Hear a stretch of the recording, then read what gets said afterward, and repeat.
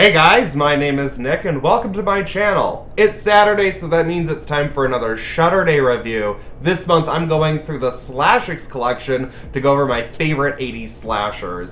This is why I love Shudder so much, you guys. Shudder is just perfect because just in time for Valentine's Day, they uploaded the best Valentine's Day horror film ever, My Bloody Valentine. This Canadian slasher centers on the small town of Valentine Bluffs, a mining town with a horrific history.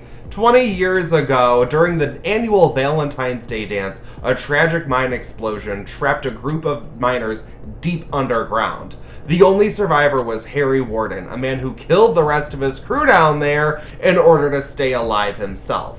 Blaming the town officials for the accident, he goes on a murder spree, taking out all the people on the night of the Valentine's Day dance. Now, 20 years later, the people of Valentine Bluffs are setting up their first Valentine's Day dance for the first time since the massacre.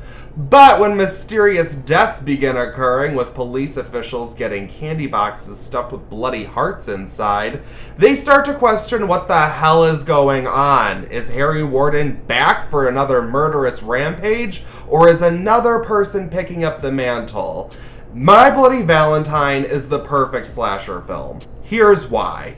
Every successful slasher film needs 3 essential ingredients in order to work. 1, you need a killer with a unique look and a creative weapon, like Michael Myers with the white mask and the kitchen knife. 2, you need a solid location that can act as like a playground of horrors, like the campground in Friday the 13th. And 3, you need a solid group of characters in order to make up a sizable body count, like the cast of Scream.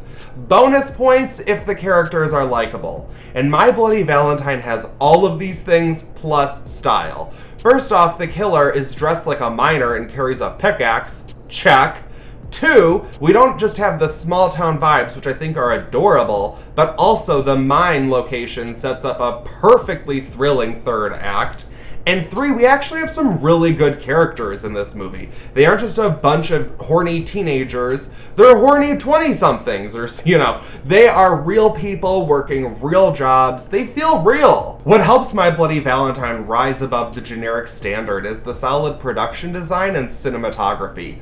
The whole town is done up for Valentine's Day with red hearts and red everything everywhere, and it totally gets me in the mood, and I think that the camera captures these locations with such visually appealing flair. Unfortunately, Shudder only has the basic version of the film, which is a damn shame because it cuts out most of the really good kills in this movie due to the strict censorship of the time.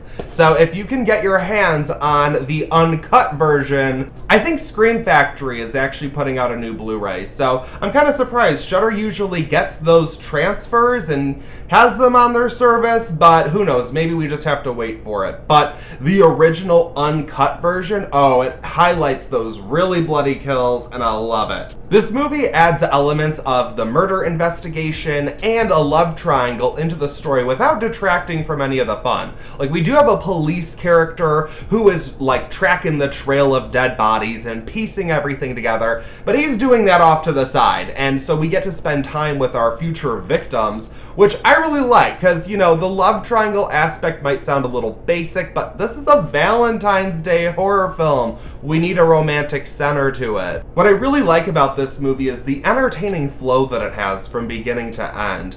We set up our location and our characters in the scenario. We get some kills of side characters in order to keep the gorehounds happy while we play out the murder investigation and the love triangle. There is a sequence of events here that just fits together like puzzle pieces, and it all leads to a great final act where our characters are terrorized at the mine. As a slasher fan, this movie gives me everything that I'm looking for. And I've said before in one slasher review at one point forever ago, that any 80s slasher, it pretty much by default gets a 3 out of 5 from me because I just love them. They might be poor in production quality, but they entertain the hell out of me. But when it comes to My Bloody Valentine, the only complaint I have is that Shudder does not have the full uncut version on the service because it's perfect. I'm gonna give My Bloody Valentine a 5 out of 5. I just adore this movie. Every time I watch it, I just get more and more into it. I just watched it this morning to write this review, and I love this movie. It's so good. I really don't have problems with it.